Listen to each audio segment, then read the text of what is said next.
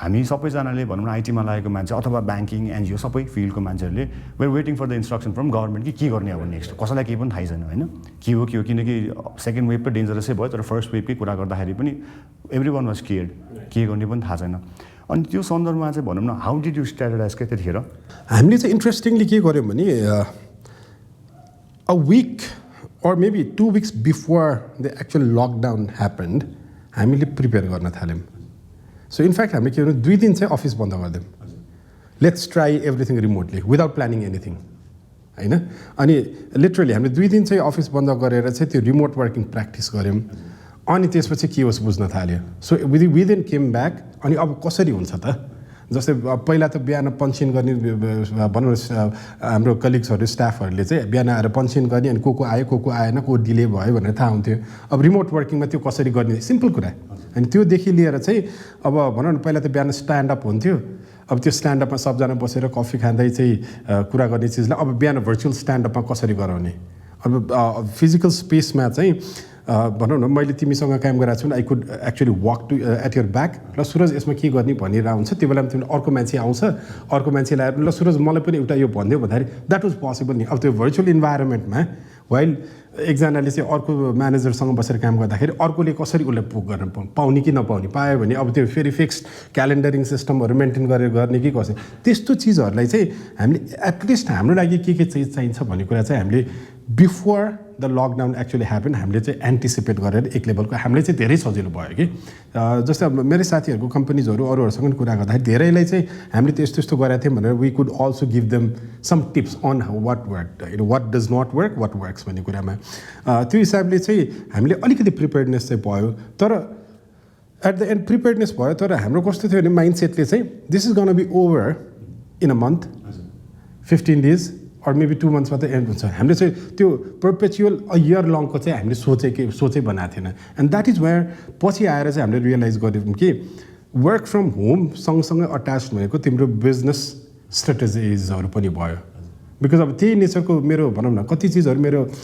Major प्रोजेक्ट्सहरू drop out भयो because the client did not have funds. कतिले चाहिँ they did not see it as the right time to invest in technology that we were preparing for maybe 2-3 yearsदेखि चाहिँ क्लाइन्टसँग negotiate गरिरहेको चिजहरू काम भएन. त्यो भनेपछि अब how do we motivate the team in a remote working environment, how do we get the things done and yet do projects that are meaningful that can at least bring in enough cash flow to sustain the team भन्ने कुरा चाहिँ अनि रिस्ट्रेटेजाइज गर्नु पऱ्यो क्या त्यो हिसाबले. त्यतिखेर चाहिँ एकदमै इन्ट्रेस्टिङ थियो कि भन्नाले there was lots of company भनौँ न अब साथीभाइहरू त हुन्छ नि त सबैको अनि people were exchanging information across the IT organisation. नेपालमा त सानो मार्केट छ होइन. सो एकदम इन्ट्रेस्टिङ थियो. सो भनौँ न मेबी सबैले गरेन होला तर धेरै कम्पनीको नि स्ट्राटेजी त्यही नै थियो कि लेट्स ट्राई 2 days अथवा 1 day from working from home भन्दै कतिजनाको त लकडाउन भइदियो होइन. सो जस्ट क्योटिक थियो स्टार्टिङमा होइन त. अब भनौँ न अब यो कियोस थियो होइन सुरुमा कस्तो भयो भन्दा लकडाउन भयो अनि सुरुमा त युरोपमै इफेक्ट आउन थालिसकेको थियो. युरोप युएसमा भनेको हाम्रो म्याक्सिमम् नेपालमा आइटी कम्पनीजहरू आउटसोर्सिङ काम गर्छ.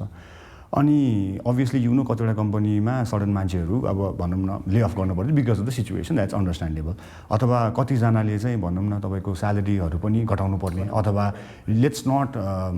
जुन चाहिँ एनुअल पे रेज गर्छ नि त्यो पनि नगरौँ भन्ने खालको थियो नि त. अनि त्यसले त काहीँ न काहीँनिर भनौँ न मान्छेले त त्यही काम गर्ने हो होइन. घरमा बस्यो पनि अफिसमा गएर काम त कामै गर्ने हो. बिजनेसको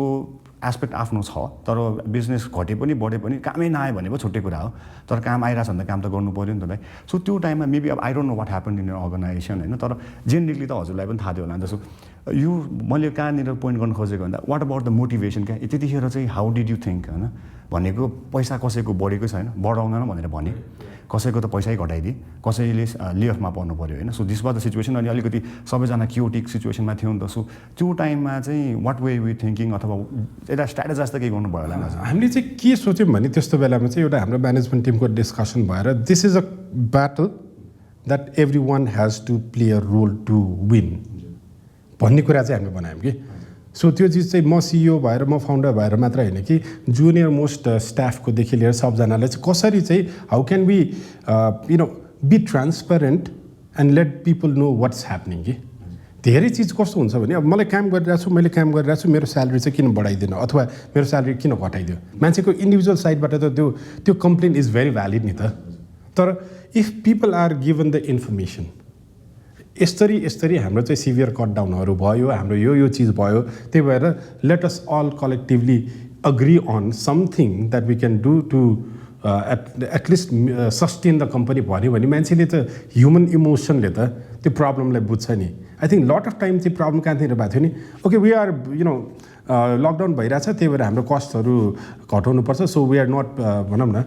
एक्स्ट्रा इन्सेन्टिभ्सहरू पहिला दिइरहेको दिन्नौँ स्यालेरी घटाउँछौँ भनेर मात्रै भन्दाखेरि चाहिँ people would actually have that fear factor के सो हामीले चाहिँ के गर्न थालेको थियौँ भन्दाखेरि I think it was like every 15 डेजमा चाहिँ सिचुएसन अपडेट पठाउँथ्यौँ कि अल स्टाफलाई सिचुएसन अपडेट पठाउँदाखेरि चाहिँ के छ कस्तो छ होइन गभर्मेन्टको प्रोटोकल्सहरू एटलिस्ट हामीले लकडाउनमै भए पनि स्टाफहरूलाई चाहिँ कम्युनिकेट गर्न पायौँ आवर स्ट्यान्ड अन द गभर्मेन्टको डिसिजनमा होइन यस्तो गर्ने स्टे सेफ भन्यो अनि एट द सेम टाइम के छ त फाइनेन्सियल्स हिसाबले पनि हामीले नेक्स्ट 5 मन्थ्सको चाहिँ financials are okay so none of you guys need to worry about it भने त्यस्तो मेसेजेसहरू चाहिँ टाइम एन्ड अगेन फ्लो गरेर राख्यो भने अनि पछि हाम्रो फिडब्याक लिँदाखेरि पनि I think that played a crucial role के स्टाफ मोटिभेसनमा एटलिस्ट म्यानेजमेन्टले र भनौँ न चाहिँ they are considering it and they are letting us know हामीले पनि अब लास्ट इयरमा गर्दाखेरि अलिअलि भनौँ न चाहिँ कट डाउन गर्नु पऱ्यो स्यालेरिज होइन तर त्यो एक्स्ट्रा इन्सेन्टिभ्सहरू बेनिफिट्सहरू चाहिँ हामीले कट डाउनै गर्नु पऱ्यो बिकज अब के भएको थियो भने लास्ट टाइममा चाहिँ we were at this premise where we are paying good amount of rent होइन अब त्यो छोड्न पनि सकेको थिएन त्यो पैसाको चाहिँ भनौँ त्यो रेन्टल प्रपर्टी युज पनि भएको थिएन and it went for year long के होइन त्यो त्यस्तो कस्टहरूलाई कसरी गर्ने भनेर चाहिँ हामीले where can we cut down the cost भनेर अपार्ट फ्रम द स्यालेरिज त्यतापट्टि चाहिँ हामीले डेफिनेटली हेऱ्यौँ होइन सो भनौँ न कति चिज चाहिँ इन्टरनेटको बिल अफिसको बिल्सहरू हामीले फर इक्जाम्पल होइन त्यो चाहिँ इन्टरनेट सर्भिस प्रोभाइडर्सहरूलाई भनेर चाहिँ ल त्यो बेलामा चाहिँ मिनिमम मात्रै राख्थ्यो we are not paying the full ब्यान्डविथको पैसा होइन त्यस्तो गरेर अनि त्यो हामीले गरिरहेको छु भनेर चाहिँ we communicated to our people and that was the way to gain the trust के सो यस्तो अनसर्टेन टाइम्समा चाहिँ आई थिङ्क एउटा कुरा भने चाहिँ हामीलाई पनि सबै चिज थाहा हुँदैन हामीले पनि प्रायोरिटाइज गर्नुपर्छ सबै चिज गर्नुपर्छ एनी वान तर के भनेको चाहिँ look this is what we are doing भनेर if you communicate openly with people would understand that के so and I think that was the key right अब मैले ठ्याक्कै अलिकति हजुरकै कुराबाट के भनेको यसै कुरा भइरहेको हुन्छ होइन कस्तो हुन्छ भन्दाखेरि स्टिल पेन्डेमिक छ अब एक हिसाबमा निषेधाज्ञा नै छ नेपालमा होइन तर बिजनेस रन भइरहेछ कतिले त अब आइटी कम्पनी चाहिँ कतिले प्रफिट भनौँ न जुन स्टार्टिङमा एउटा ट्रबल थियो होला त्यसपछि फेरि पिक गर्न थालिसक्यो अब के भइरहेछ भन्दाखेरि चाहिँ we are still not going to office as of now धेरै कम्पनीजहरू होइन अब मान्छेहरूको इन्ट्युरिङ क्वेसन चाहिँ के हुन्छ भन्दाखेरि कस्ट त कम्पनीले बचाइरहेछ नि त होइन भन्नाले अब नर्मल स्यालेरी पे अफ त every one gives no issues होइन कस्ट त कम्पनीले बचाइरहेछ नि त सो वाइ नट चाहिँ हुन्छ नि केही अलिकति गर्दै हुन्छ नि त टाइपको आयो भने त जेनरल अब हजुरकोमा नि भएर होला यो जेनरल गफ हो भनौँ न मैले सुनिरहेकोमा अब त्यसमा चाहिँ अब वाट्स योर ओपिनियन के भन् सो आई थिङ्क त्यसलाई चाहिँ एउटै बास्केटमा सबै राखेर हेर्नु मिल्दैन कि भन्नु खोजेँ कस्ट बच्यो भन्दैमा चाहिँ अब कस्टहरू बचेको चिजलाई फ्युचरको लागि पनि प्लान गर्छ क्या अर्गनाइजेसन म्यानेजमेन्ट पर्सपेक्टिभबाट आउँदाखेरि बिकज कति प्रोजेक्ट्सहरू चाहिँ सेकी होला इफ थिङ्स वेयर नर्मल जस्तो फर इक्जाम्पल मेरो लट अफ इन्टरनेसनल बिजनेस के हुन्थ्यो भन्दाखेरि चाहिँ म आफै पनि र भनौँ न कति हदसम्म चाहिँ मेरो टिमहरू we use to travel internationally represent our companies in different conferences, different events, clients, potential clients, face to face, then we convince them of projects that we would get. होइन जुन चाहिँ आज मैले ट्राभल गरेँ भने त्यसको मटेरियलाइज चाहिँ 6 months 1 year down the line हुन्थ्यो होला पास्ट 1.5 yearदेखि त्यो इन्टरनेसनल ट्राभल हेज लाइक मैले प्लेन चढेको छैन फर इक्जाम्पल राइट होइन सो त्यसले गर्दा के भयो त भन्दाखेरि अब हामीले फ्युचरमा पहिला चाहिँ जुन अब त्यो if when things were normal we could actually plan A पछि बी पछि सी पछि डी आउँछ सो मेरो क्यास फ्लोको प्रोजेक्सन चाहिँ 9 months पछि यस्तो हुन्छ भनेर एउटा बल पार्क चाहिँ एस्टिमेट गर्न सक्थ्यो अब चाहिँ त्यो नहुन सक्नेको अवस्थामा कति सेभिङ्सहरू चाहिँ हामीले फ्युचरमा चाहिँ त्यो अनसर्टेन टाइम्सको लागि भनेर राख्नुपर्ने हुन्छ एक होइन र अर्को कुरा चाहिँ कस्ट बच्यो अब हामीले बढाइदियो हुन्थ्यो भन्दा पनि अर्गनाइजेसनले सस्टेनेबिलिटी हेर्ने भनेको चाहिँ त्यसले चाहिँ how can we actually diversify पनि हेर्छ कि यस्तो टाइम्समा मेबी अब हामीले पनि पहिला नगरिरहेको अप्रोचेसहरू अथवा गर्छु भनेर राखिरहेको तर that was not a priority होइन जस्तै प्रडक्टमा इन्भेस्ट गर्नेहरू अहिले हामीले सुरु गऱ्यौँ कि सो हाम्रो कति प्रडक्टहरू चाहिँ मेबी सेल्फमा बसिरहेको थियो होला because we were busy with other projects and clients होइन तर यो टाइममा चाहिँ अब फ्युचरको लागि we have to invest in product भनेर अब हामीले रिसोर्सेसहरू त्यता डाइभर्ट पनि गर्न थाल्यौँ होइन सो त्यो हिसाबले चाहिँ कस्ट बस्नु is equivalent to extra pay भन्ने मात्रै हुँदैन कि त्यो सस्टेनेबिलिटी हेर्नुपर्छ बिकज त्यो भएन भने चाहिँ the company would not sustain the industry would not sustain कि थ्याङ्क यू द यु हुन्छ नि दिस वाज समथिङ